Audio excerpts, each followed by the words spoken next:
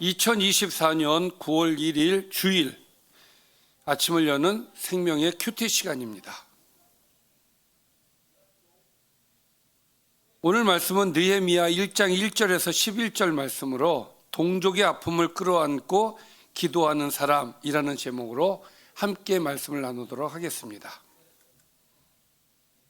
자, 느헤미야.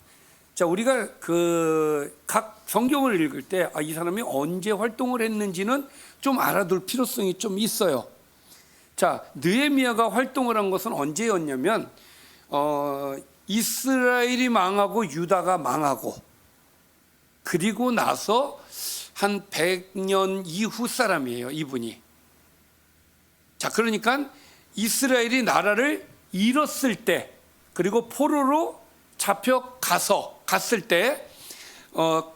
갔을 때는 아니에요. 그러니까 포로로 잡혀가고 난 다음에 귀환을 하고 난 다음에, 왜냐하면 귀환이 70년에 이루어졌기 때문에, 귀환이 됐기 때문에 이 사람은 100년, 지금 이 시점은 140년 이후거든요. 나라를 그러니까 유다가 언제 망했죠? BC 586년에 망했단 말이에요.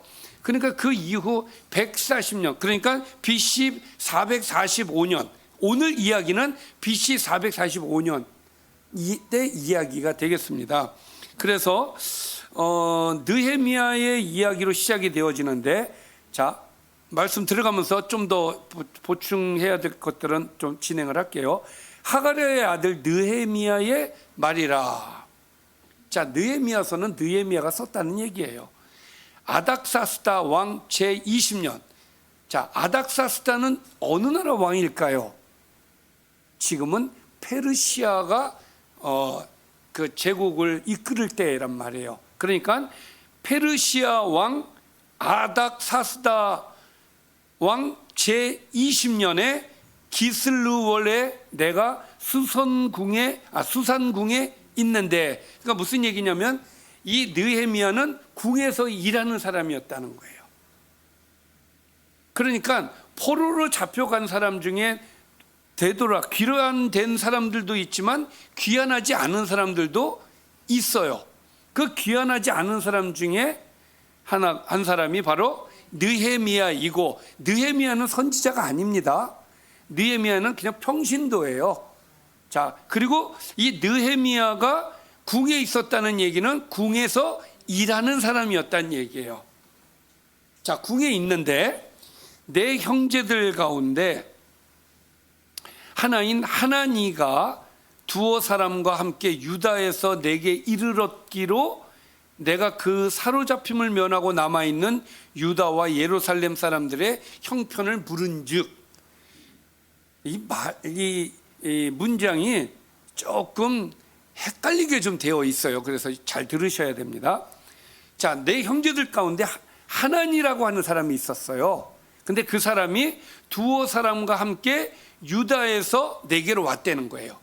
유다에서 내게로 왔기에 이 느헤미야가 그 사람들한테 물어봤다는 거예요. 무엇을 물어봤나요? 그 사로잡힘을 면하고 남아있는 유다와 예루살렘들의 형편을 물었다는 거예요. 여기에서 사로잡힘을 면하고 남아있는 유다 사람들은 포로로 잡혀가지 않았던 사람들 플러스 또 다시 귀환한 사람들을 얘기하는 겁니다. 자, 그들이 어떻게 지내고 있느냐 이렇게 물었다는 거예요. 그랬더니 내게 대답해 줍니다. 그들이 내게 이르되 사로잡힘을 면하고 남아있는 자들이 그 지방 거기에서 큰 환난을 당하고 능욕을 받으며 예루살렘 성은 허물어지고 성문들은 불탔다라고 전해준 거예요. 자, 그곳에서 지금 유다에 귀환한 사람들, 그곳에 있는 사람들이 어떻게 생활하고 있다고요? 큰 환난을 당하고 능욕을 받으면서 살아가고 있다는 거예요. 그러면 여기서 말하는 큰 환난은 무엇이고 능욕은 무엇인지 우리가 좀 알아야 돼요. 자, 예루살렘 성은 허물어지고 성문들은 불탔다. 그러니까 이 얘기는 뭐냐면은, 자, 이 포로가 귀환이 되었을 때, 여러분 70년 이후에 포로 귀환이 돼가지고 제일 먼저 한 게 뭐였어요?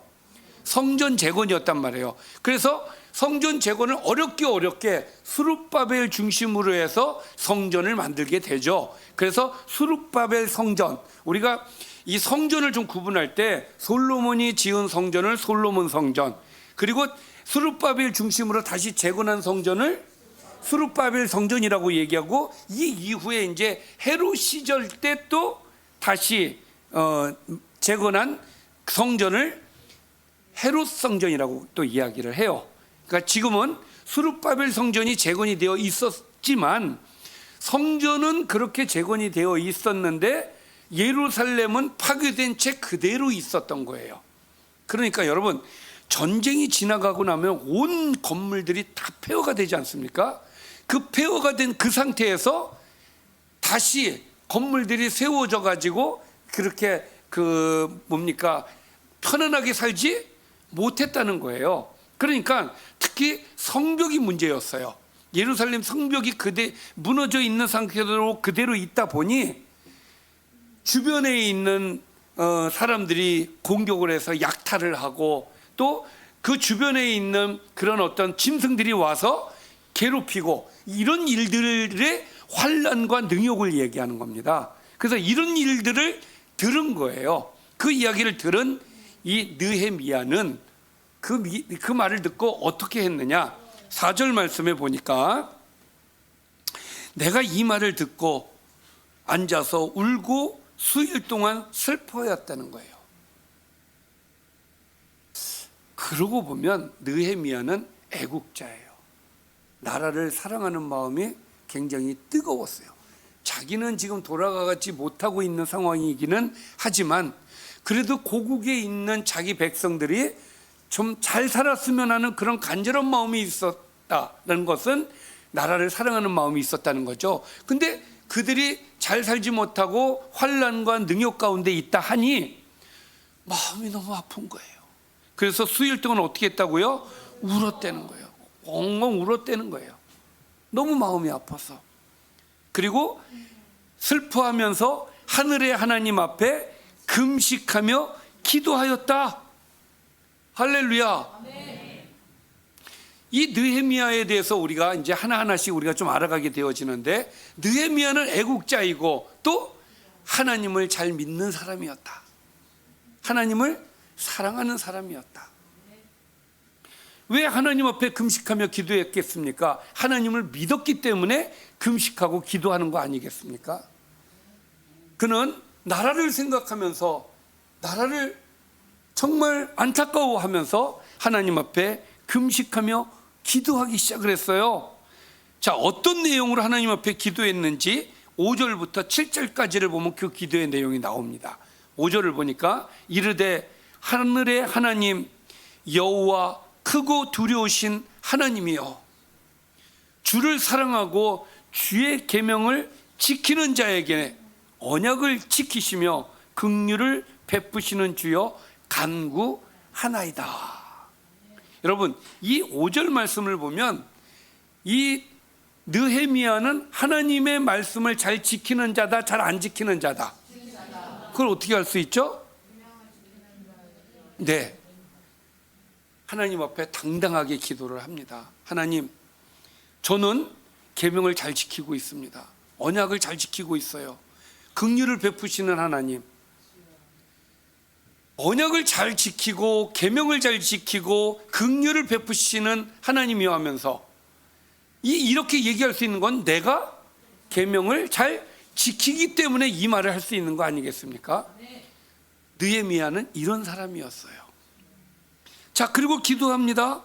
이제 종이 주의 종들인 이스라엘 자손을 위하여 주야로 기도하오며 우리 이스라엘 자손이 주께 범죄한 죄들을 자복하오니 주는 귀를 기울이시며 눈을 여시사 종의 기도를 들으시옵소서.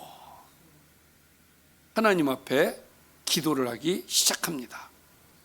이스라엘 자손을 위하여 주야로 기도합니다. 근데 여기에 앞에 뭐라고 얘기합니까? 주의 종들인. 내가 기도하는 대상은 누굽니까? 주의 종들인 이스라엘을 위해서 기도하는 것입니다. 이스라엘 자손이 주께 범죄한 죄들이 있습니다. 자복합니다. 회개를 해요. 그리고 주는 귀를 기울이시며 눈을 여시사 종의 기도를 들으시옵소서. 그러면서 6절부터 7절까지 또 8절까지, 그러니까 7절까지는 회개예요. 회개 기도를 합니다. 보세요. 나와 내 아버지의 집이 범죄하여 주를 향하여 크게 악을 행하여 주께서 주의 종 모세에게 명령하신 계명과 율례와 규례를 지키지 아니하였나이다. 이것을 하나님 앞에 회개하는 거예요. 하나님 말씀대로 살지 못했습니다. 그러나 여러분, 앞에서 우리가 말씀을 통해서 봤지만 느헤미야는 하나님의 계명을 지키는 자였어요? 안 지키는 자였어요? 지키는 자였어요. 그러나 전체적으로 이스라엘을 봤을 때는 하나님의 말씀을 지키지 않는 그런 죄를 범하였습니다. 옛적에 하나님 그렇게 약속하셨죠. 이 간구의 내용이에요. 8절부터는 옛적에 주께서 주의 종 모세에게 명령하여 이르시되 만일 너희가 범죄하면 내가 너희를 여러 나라 가운데 흩을 것이다. 그렇게 약속하셨습니다.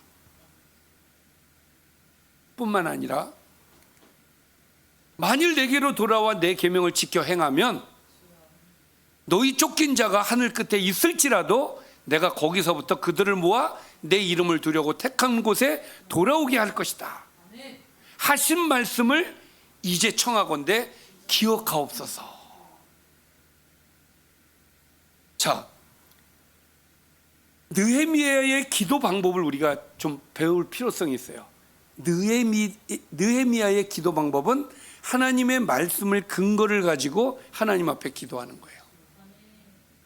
지금 뭐라고 얘기했어요? 하나님 약속하셨죠. 하나님 말씀하셨죠. 잘못하면 흩으실 것이고 잘하면 저 하늘 끝에 있을지라도 다시 이 자리에 데려놓겠다고 하나님 약속하셨죠. 하나님 그 약속 기억해 주세요. 왜? 그걸 갖고 기도를 하는 거예요. 이들은 주께서 일찍이 큰 권능과 강한 손으로 구속하신 주의 종들이고 주의 백성입니다. 자, 하나님의 계명을 잘 지키면 다시 이곳에 돌아오게 하신다라고 하신 하나님의 약속을 기억하옵소서.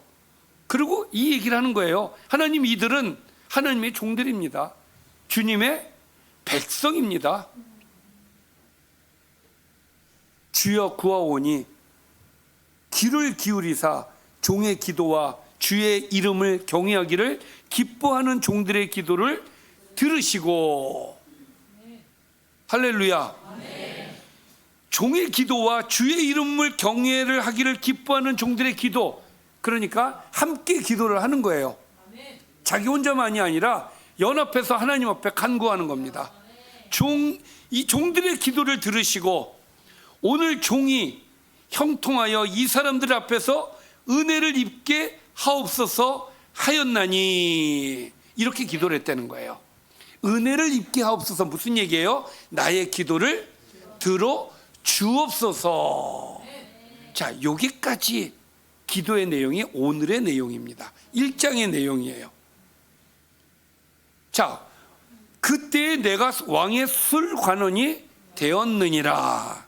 여러분, 느헤미야가 왕궁에 있었다는 것은 아까 말씀을 통해서 우리가 보았죠. 자, 술 맡은 관원이었어요. 자, 술 맡은 관원은 어떤 일을 하는 사람이냐? 고위 관리예요. 아주 고위 관리 아니면 술 맡은 관원이 될 수가 없어요. 장관급이에요. 술 맡은 관원, 무슨 역할을 하는 거냐면, 술을 자기가 먹고 안전하다고 판단이 되어졌을 때 이제 왕에게 갖다 주는, 그러니까 우리나라식으로 얘기하면 뭐예요? 기미상궁이 하는 역할을 하는 거예요. 기미상궁은 아무나 할 수가 없어요. 왕의 절대적인 신임을 얻을 사람만이 가능한 것이죠. 느헤미야는 유대인이었음에도 불구하고 왕의 신임을 이렇게 얻어서 이 역할, 정말 높은 고위 관직에 있었다라고 하는 것이죠. 할렐루야. 자, 오늘 말씀을 좀 정리를 해볼까요? 오늘 말씀을 좀 정리를 해보면, 자, 느헤미야의 지인으로부터 유다의 예루살렘의 소식을 전해 듣습니다. 그들이 성벽이 무너져 있어서 아직도 140년 동안 성벽이 재건이 되지 않아서 그들이 매우 어렵고 힘들게 생활을 합니다. 환난과 능력 가운데 있습니다. 이 소식을 들은 느헤미야는 바로 하나님 앞에 무릎 꿇고 기도하고 간구하면서 금식을 하기 시작을 해요. 그 내용의 기도가 뭐였습니까? 하나님께서 하나님의 백성이 잘못하면 흩으시고, 하나님의 말씀대로 다시 살면 하늘 끝까지 있더라도 다시 돌아오게 하신다고 약속하셨죠. 하나님 이걸 기억해 주시고, 하나님 종과 종들이 주변에 하나님의 계명을 지키는 종들이 하나님 앞에 기도합니다. 간구합니다. 이 간구의 소리를 들어주시옵소서. 이것이 오늘의 내용입니다. 할렐루야.